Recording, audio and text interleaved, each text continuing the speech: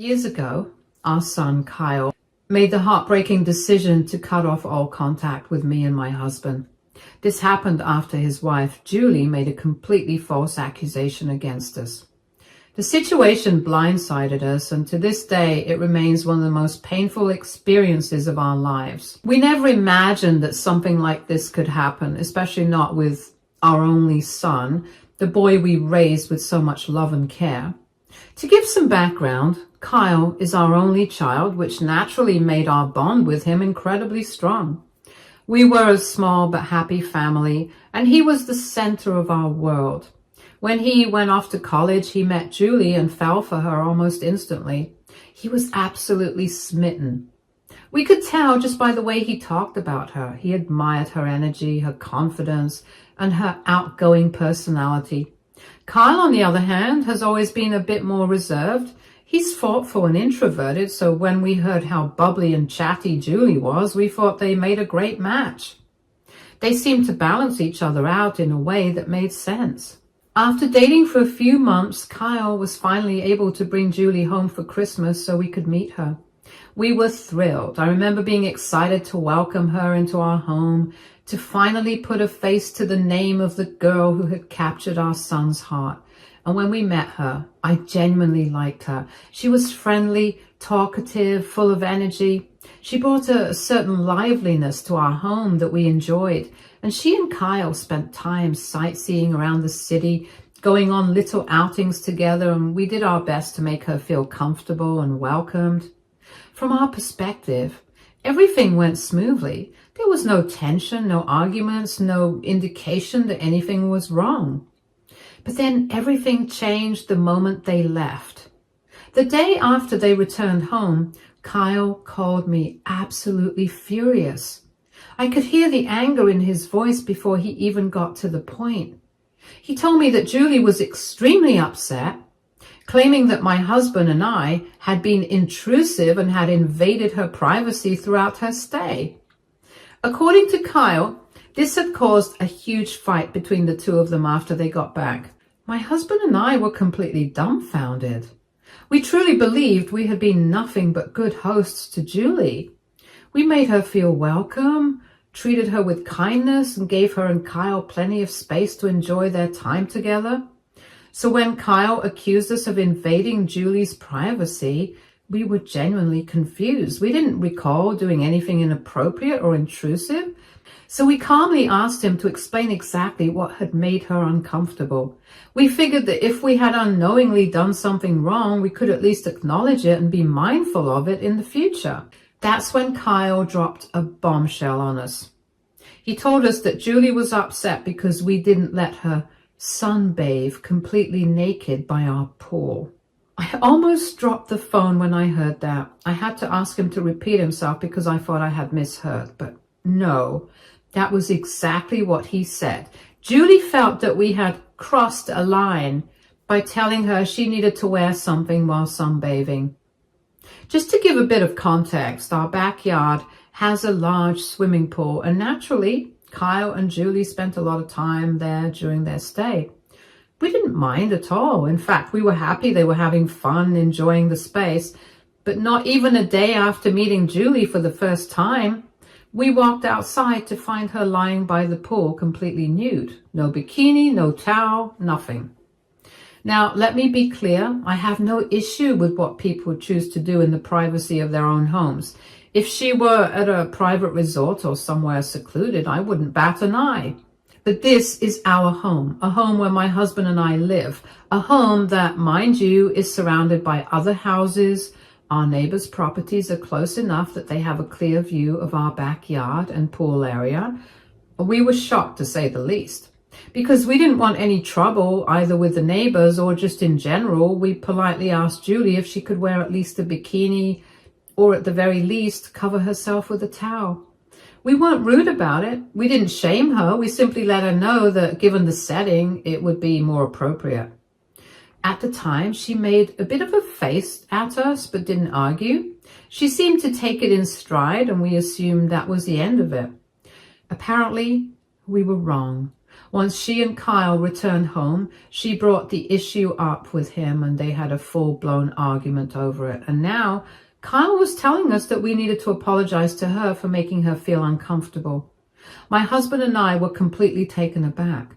We told Kyle as calmly as we could that we absolutely would not be apologizing. She was free to wear whatever she wanted in her own space, but this was our home, and we simply asked for a little respect given the circumstances. We also reminded him that we lived in a well-off conservative neighborhood where people tend to be quite particular about things like this. Last thing we wanted was for someone to complain or for rumors to start spreading about us allowing nudity in our backyard. We weren't trying to control Julie's choices. We were simply asking for basic consideration. But Kyle wasn't having any of it. He insisted that Julie had every right to be upset at us and that we had no place in telling her what she could or couldn't wear, even though this was our home. After many heated discussions and back and forth arguments, my husband and I eventually gave in to my son and sent Julie a text, apologizing for making her feel uncomfortable. At that point, we just wanted to keep the peace in the family. We didn't necessarily feel that we had done anything wrong, but if a simple apology could smooth things over, we were willing to do it. Julie graciously accepted our apology, and we thought that was the end of it. The following year, Julie and Kyle came to visit us for Christmas, and yet again, another issue arose. This time, it was about the food I had prepared. Apparently, Julie had suddenly decided to turn vegan. This was perfectly fine with us. We have no problem with anyone's dietary choices. But Julie apparently wanted all of us to have a vegan Christmas. Kyle, wanting to support her, had already agreed to it, but my husband and I weren't interested in agreeing with her. It was Christmas dinner, and we had prepared our traditional meals just as we always had. We still made sure there were plenty of side dishes that didn't contain meat, so she wouldn't go hungry. We assumed that would be a fair compromise. But apparently, Julie didn't see it that way. Right in the middle of dinner, in front of all our guests, Julie suddenly went off on a full-blown rant about how we were all animal murderers and how she couldn't believe that we didn't give in to her demand to become vegan. It was completely unprompted and came out of nowhere. Then she tried to grab the food off the table and throw it away.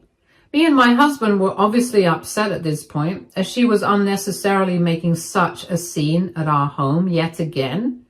At that point, Kyle had to physically take her out of the house to calm her down.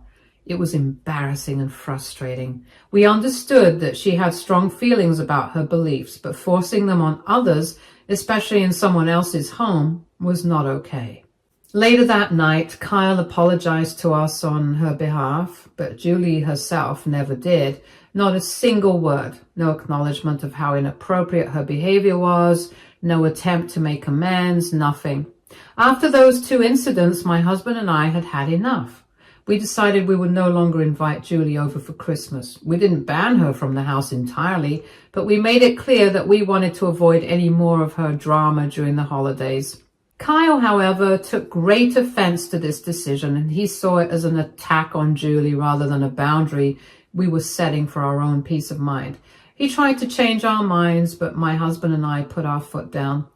Next year, my son had no choice but to spend Christmas away from us. He and Julie celebrated with her family, and later he called us and complained about how terrible the experience was. He said that her parents fought the entire time, and that the holiday didn't even feel like Christmas to him. The year Kyle and Julie announced their engagement, my husband and I had mixed feelings about the news. On one hand, we were happy for our son. He was in love, and we wanted to support him. On the other hand, given everything that had happened in the past, we couldn't help but feel uneasy about how things would unfold. But because we love our son, we put our concerns aside and did our best to be supportive. Then came the wedding planning. Since Julie's family wasn't financially well off, they didn't contribute anything to the wedding expenses. Julie and Kyle asked us to pay for the entire thing. Now, weddings aren't cheap, but we didn't want our son to start his married life burdened with debt, so despite our reservations, we agreed to cover the costs. We told ourselves that this was for Kyle, not Julie. We were doing it because we loved him. Looking back, I wish we had put more conditions in place because what followed was an absolute nightmare. Julie became a complete bridezilla. It started with her guest list demands. She told Kyle that he wasn't allowed to invite more than 35 guests, even though she wasn't spying for the costs. Our family is big and very close-knit, so naturally we had hoped to invite many of our relatives to celebrate our only son's wedding. Since we were the ones paying for everything, we thought we would have at least some say in the matter. But Julie didn't want that. She insisted that she wanted a small and intimate ceremony, which in reality just meant that she didn't want too many people from our side there. For the sake of keeping the peace, we went along with it. Then came another ridiculous demand. Julie didn't want my husband and me to sit in the front row at our own son's wedding. Normally, the parents of the bride and groom are seated in the front. That's just how it is. But Julie wanted her own family to take up the entire front row, while we, the parents of the groom, were pushed somewhere in the middle. I refused to back down on this, and I told her point blank this was absolutely not going to happen. We were already compromising on so much. Our guest list, our role in the wedding planning, and we were the ones paying for everything. Now she wanted to treat us like we were just random guests, like we were nobodies at our own son's wedding. Thankfully, this was one of the few times Kyle even sided with us. He spoke with Julie, and in the end, we were seated in the front row where we rightfully belonged. But the whole situation left a sour taste in our mouths. It was becoming clearer and clearer that no matter how much we tried to accommodate Julie, she would always find a way to push us aside.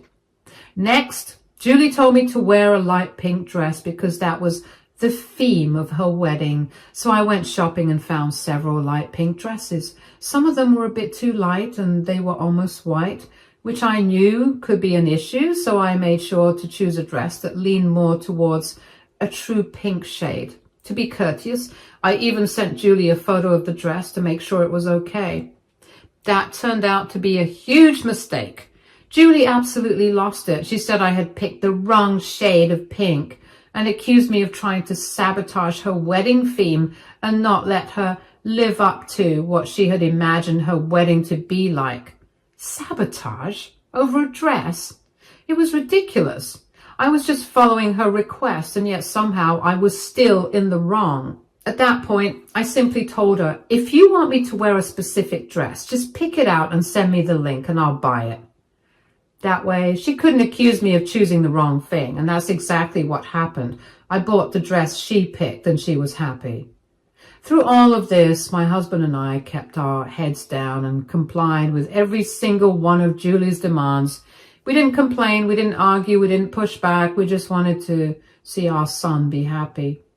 We knew that if we stood up for ourselves too much, it would only create more problems. Then came the wedding day. At first, everything seemed to be going fine. The ceremony went smoothly. And despite all the chaos leading up to it, we felt relieved that the day was finally here. We were genuinely happy for our son and just wanted him to enjoy his big day. Then came the wedding speeches. Julie's best friend, who was also one of her bridesmaids, stood up to speak. At first, it sounded like a typical speech about love and happiness between the just married couple, but then out of nowhere, the bridesmaid said how happy she was that Julie and Kyle had gotten married despite my son's family's disapproval. My husband and I looked at each other completely taken aback. Disapproval? What was she talking about? We had never once disapproved of their marriage. In fact, we had gone out of our way to support Kyle and Julie even when she made things difficult for us. We were paying for the wedding, for goodness sake. How could anyone possibly think we disapproved? The bridesmaid then went on to talk about how Julie had fought against all odds to get accepted into our family and that she finally got to marry the love of her life. At that point, I couldn't believe what I was hearing. It was like Julie had painted us as some sort of villains who had tried to keep them apart, when in reality, we had done everything to support them. I sat there stunned, trying to process how Julie had managed to twist the narrative. I also felt embarrassed, frustrated, and most of all, hurt. After everything we had done for them, this was how she was treating us? It was becoming clearer than ever that no matter what we did, Julie would always find a way to make us the bad guys. After the speeches were over and the wedding festivities started winding down, my husband and I decided to politely talk to Julie about what her best friend had said. We didn't go in angry or accusatory, we just wanted to clarify things. I asked her, "Do you really feel like we don't approve of you? Because from our perspective, we have done everything we could to support her." Not only had we welcomed her into our home when she and Kyle first started dating, but we had also paid for their entire wedding and went along with all her demands, no matter how unreasonable some of them were. Julie, however, didn't see things the way we did. Instead of acknowledging how much we had done for her and Kyle, she snarkily told us that despite everything, she still felt alienated from us and that she could never really connect with our family. According to her, we could have done better as in-laws when it came to welcoming her into the family. She felt that we hadn't gone far enough to make her feel included. This was baffling to me because from the moment we met her, we had tried our best to be nothing but kind and accommodating. We had apologized when we didn't need to, compromised when we shouldn't have had to, and funded a wedding that was full of restrictions against us, and yet somehow she still had complaints. And then Julie actually had the audacity to say that paying for their entire wedding was not enough. She said that if we truly wanted to show our support, we should have also volunteered to pay for their honeymoon and to buy them all the expensive gifts on their registry. It was at that moment I realized there was no winning with her. No matter how much effort we put in, it would never be enough for her. After that, my husband and I decided we would just stop trying so hard. We would always love and support our son, but we weren't going to keep chasing approval from someone who clearly did not want to be satisfied with us. And then, after the wedding, things started to change. Kyle had always been good about keeping in touch before he got married. He would call us at least once every 3 days, sometimes just to chat, other times to share something about his day. But after the wedding, the calls became less and less frequent. At first, we figured it was normal. He was newly married and settling into life with Julie. We assumed he was just busy. My husband and I missed him, but we didn't want to be those parents who constantly called and interrupted his new life. We told ourselves he would call when he had time. We didn't want to make him feel guilty for living his life, so we waited. However, a month later, my son reached out to inform us that the reason he had been avoiding us so much was because he had been seriously considering cutting us off. My husband and I were absolutely stunned.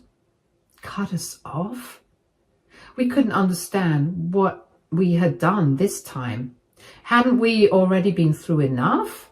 We had supported him, paid for his wedding, tried our best to accommodate Julie despite her unreasonable behavior. So what was the issue now? Then he told us, apparently Julie had gone to him after the wedding and told him that my husband and I had ambushed her at the reception.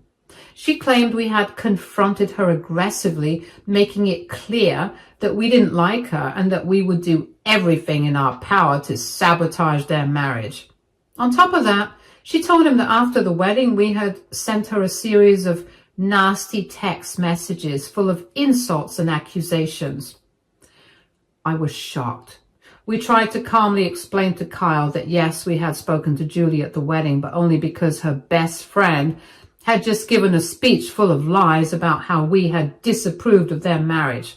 We were completely blindsided by that speech, and we simply wanted to clear things up. It was not an ambush. It was a perfectly normal conversation. We didn't yell, we didn't accuse, and we certainly didn't threaten to sabotage their marriage. And as far as the so-called nasty text messages, we never sent her anything like that. In fact, after the wedding, we had made a conscious decision to step back and give them space. Why on earth would we go out of our way to send hateful messages to Julie? Didn't make any sense. But then Kyle said that Julie had screenshots of the messages we supposedly sent her, and he had forwarded them to us. I quickly opened the messages and saw how awful those messages were. They were filled with insults, accusations, and outright hostility towards Julie. The message said things like, "We will never accept you. You ruined our son's life. We'll do everything we can to break up this marriage." It was horrifying. It also had my name on the top, and it looked like I had sent them, but there was one massive problem.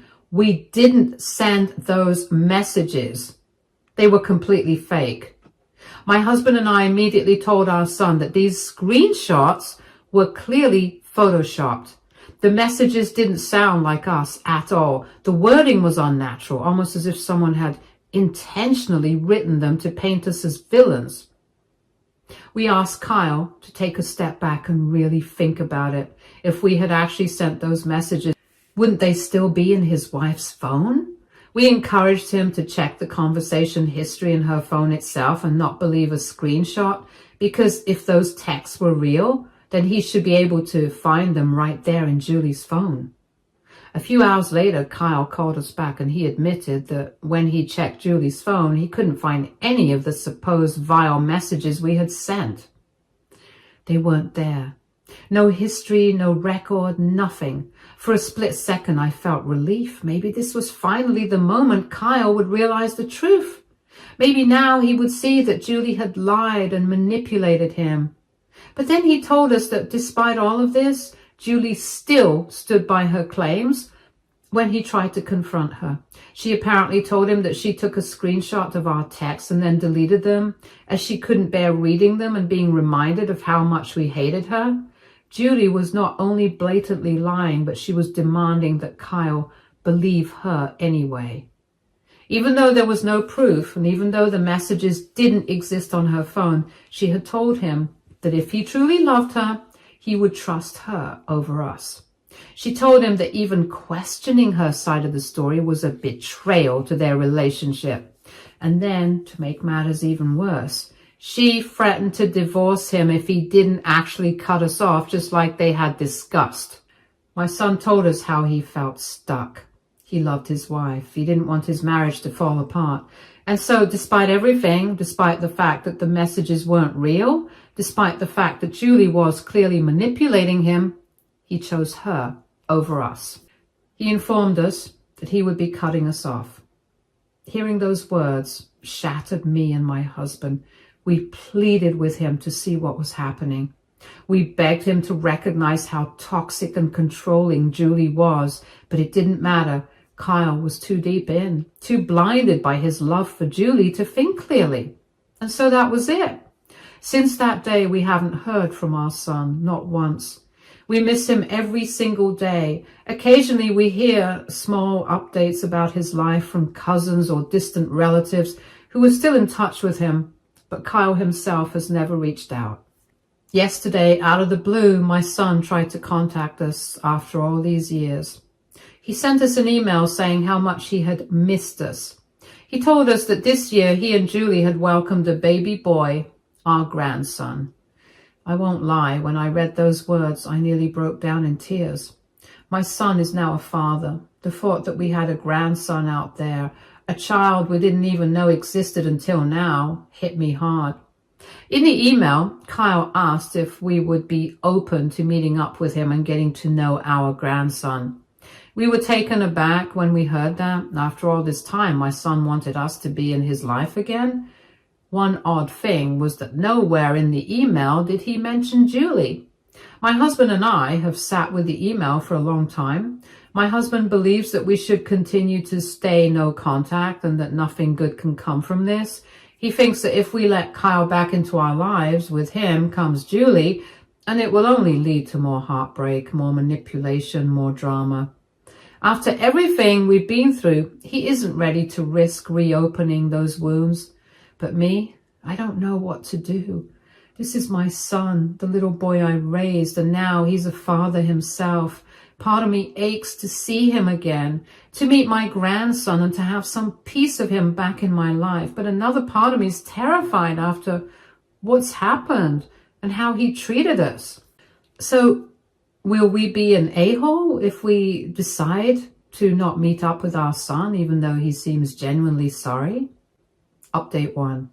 Okay, guys, I get it. I shouldn't be a doormat, and the single email from our son shouldn't be enough for us to forgive him after the way he just cut us off. I understand. I was just feeling emotional at the moment when I read his message, since we haven't been in touch for so long, but I guess my husband's right. It's just not worth the trouble. If my son truly wants to make amends, he needs to do more than just an email. Update 2. It's been a week since my last update, and yesterday, out of the blue, someone rang our doorbell. When I opened it, I almost couldn't believe my eyes. It was Kyle. He looked so much thinner and rougher since the last time I saw him. He also had a newborn in his arms. I let him in and immediately called for my husband, who was upstairs reading his book. Both of us were shocked that our son was here, and even more perplexed to see the baby. My son told us it was his son and asked me to hold him. I cried tears of happiness when I held my grandson. My son then informed us that the reason he was here after so long was because Julie had kicked him out. She now wants a divorce from him and has gone around the family claiming to everyone that she couldn't even hold the baby because, according to her, my son had forced himself on her, which resulted in her pregnancy. We were taken aback. This was not just some minor accusation. This was something huge, something that could destroy a person's life. Kyle swore over and over that he would never do something like that. He said that everything between him and Julie had always been consensual, that he had never once pressured her into anything. He told us how Julie did get pregnant even though they still used protection, and he completely let Julie decide whether or not she wanted the pregnancy. Julie decided to keep the baby, and throughout the 9 months, my husband supported her and took her to every appointment. He built a nursery for the baby and was very excited to be a father. However, after Julie gave birth, she seemed very distant from my son and the baby. She didn't want to touch the baby or even feed him. He took on the responsibility of caring for their newborn, making sure his wife was okay while also feeding, changing, and holding their son as much as needed. But as the days passed, Julie's behavior became more alarming. She refused to hold the baby. She didn't want to feed him, didn't even want to look at him. And then 2 days ago, things took an even darker turn. Julie started saying things no mother should ever say. She told Kyle that she wished the baby had never been born, that the baby was taking too much of his attention away from her.